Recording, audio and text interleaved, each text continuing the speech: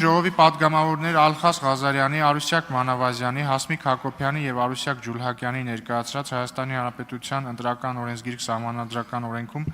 լրացումներ կատարելու մասին եւ հանրաքվեի մասին սահմանադրական օրենքում փոփոխություն կատարելու մասին օրենքների նախագծերի փաթեթը առաջին ընթերցմամբ ընդունելու մասին հարցը։ Հիմնական զեկուցող Ազգային ժողովի պատգամավոր Ալխաս Ղազարյան, համեցեք։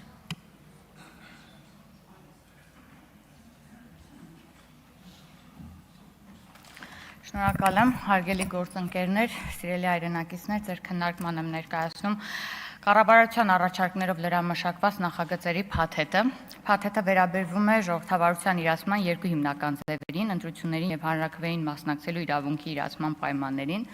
Նախագծերի փոփոխություններ են առաջարկում երկու սահմանադրական օրենքում, Հայաստանի Հանրապետության ընտրական օրենսգիր սահմանադրական օրենքում, մասնավորապես 2-րդ, 9-րդ եւ 14-րդ հոդվածներում, հանրաքվեի մասին սահմանադրական օրենքի 3-րդ հոդվածում։ Նախագծերի հիմնական նպատակն է համապետական ընտրություններին եւ հանրաքվեին մասնակցելու իրավունքի իրացման կարգում ամրագրել Հայաստանի Հանրապետության հետ քաղաքացու փաստացի, ստուգելի եւ շարունակական կապի չափանիշը։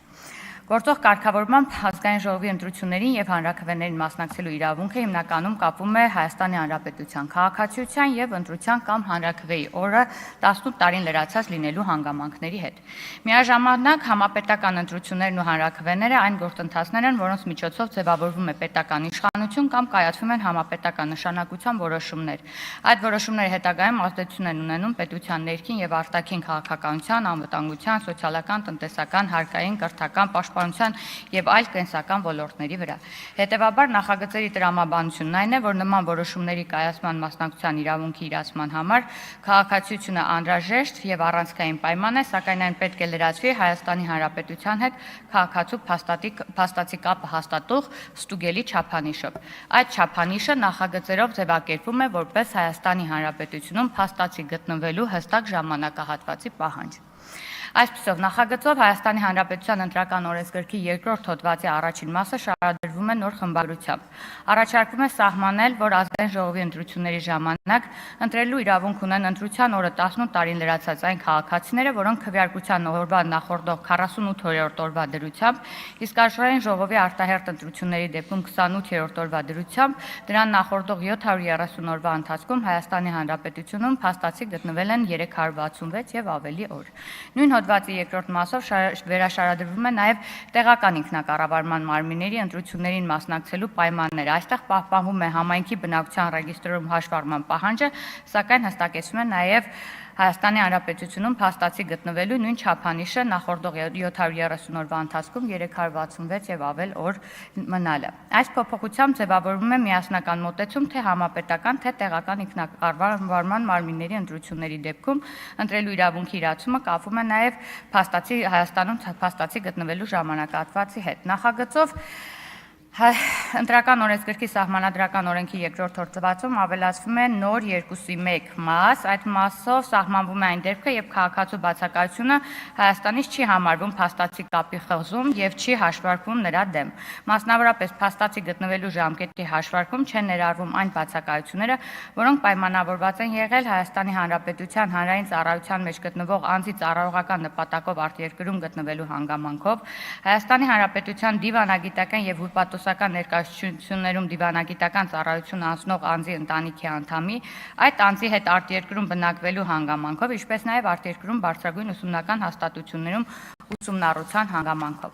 Հաջորդ փոփոխությունը վերաբերվում է ընտրական օրենսգրքի 9-րդ հոդվածին, որը կարգավորում է ընտրողների ցուցակների ձևավորումը։ Նախագծով նախատեսվում է, որ ընտրողների ցուցակները ձևավորվում են Հայաստանի Հանրապետության ընտրողների ռեգիստրի եւ Հայաստանի Հանրապետության սահմանային էլեկտրոնային կառավարման տեղեկատվական համակարգի փոխգործելիության արդյունքում հատուկ ծրագրային ապահովման միջոցով։ Ցուցակներում ներառվում են այն անձանց տվյալները, որոնք բավարարում են ընտրական օրենսգրքի 2-րդ հոդվածում սահմանված փաստացի գտնվելու պահանջին։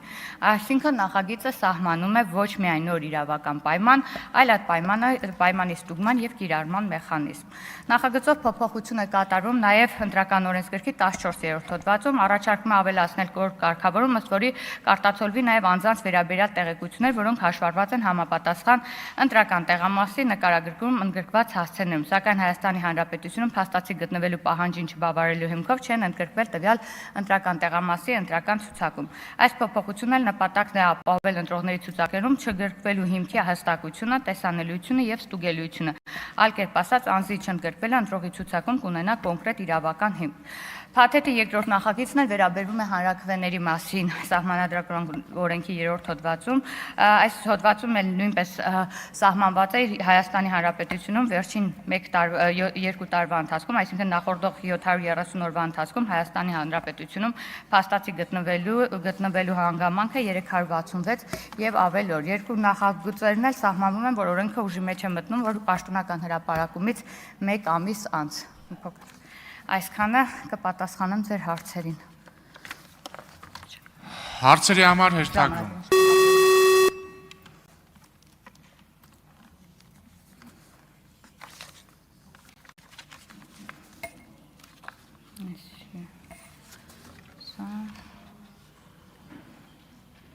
Գեգամ Մանուկյան։ Տիկին Ղազարյան, մի քանի օր առաջ օրենքի նախագիծը տպեցի, կայքից վերցրեցի, կային հիմնավորումներ, հիմա նայում եմ նիստի օրակարգում կցված նախագիծը հիմնավորումները չկան, 1. Երկրորդը, ավանդաբար նման կարևոր հարցերում փորձագիտական, ազգային ժողովի փորձագիտական գրասենյակի կարծիքը խիստ կարևոր է եւ եղել են դեպքեր, որ այդ գրասենյակի կարծիքի հիման վրա ազգային ժողովը լրիվ այլ որոշում է կայացրել։ Դիմել եք արդյոք, ստացել եք կամ ինչու չեք դիմել։ Եվ պրակտիկ հարց տամ, այս օրենքը ընդունվեց։ Հայաստանի ֆուտբոլի ազգային հավաքականի ֆուտբոլիստներ, Հայաստանի Հանրապետության քաղաքացիներ, որ մեր երկրի պատիվը բարձր են պահում,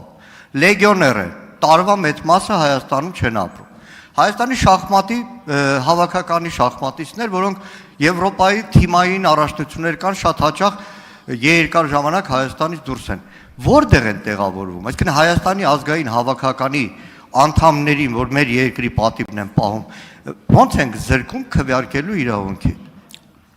Շնորհակալ եմ պարոն Մանուկյան հարցի համար։ Տեսեք պարոն Մանուկյան, քննարկումների ընթացքում ելի եմ ասում, մենք բացառություններ սահմանված է եղել թե ընտրվողների եւ թե ընտրողների վերաբերյալ եւ այդ բացառությունները եղել են երկուսը, հանրային ծառայության հիմքով արտերկրում գտնվելը եւ նաեւ երկրորդը եղել է, որ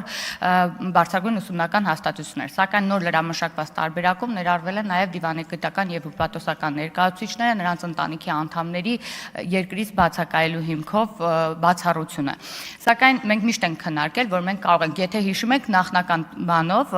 նախագծի տրված էր, որ վերջին 1 տարում 6 ամիս Հայաստանի Հանրապետությունում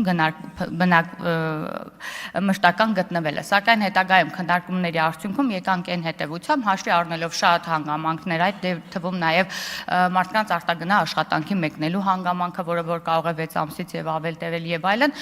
որոշեցինք այդ ժամանակը էլ ավելի մեծ տիրույթ սահմանել, այսինքն վերջին 2 տարում 1 տարի Հայաստանի Հանրապետությունում չգտնվելու հանգամանքը։ Ինչպես նաև բացառությունների շարքում։ Ես երեք հանձնաժողովի նիստում էլ ասեցի, բավականին շատ առաջարկներ նաև հնչում են, օրինակ առողջական հիմքով բացակայելը, բայց ես կարծում եմ, որ նման հանգամանքներով պայմանավորված մարդիկ կարող են գան դիմել եւ վերականգնվել ընտրական ցուցակներում, այսինքն երբ որ հիմքը լինի իրավական, արդեն կընդգրկվեն ցուցակներում։ Արձագանք։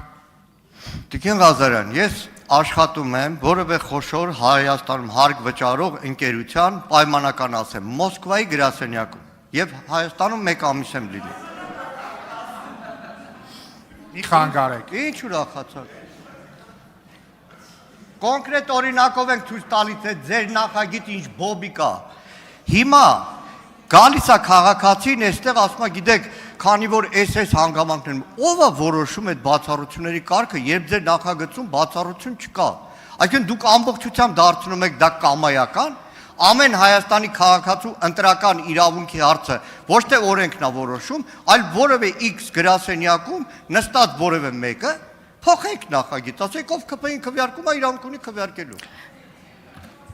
Պարոն Մանուկյան, շատ լավ գիտեք, որ նման միտում չունի նախագիծը, այլ նախագծի հիմնական նպատակն է այն անձինք, ովքեր ապրում են Հայաստանի Հանրապետությունում եւ իրենց կենսական շահերը բացառապես գտնվում են Հայաստանի Հանրապետությունում, այդ մարդիկ ունենան իրավունք ընտրելու եւ հետո այդ ընտրած իշխանության հետևանքները կրելու հնարավորություն։ Թագուհի Ղազարյան։ Շնորհակալություն Տիկին Ղազարյան,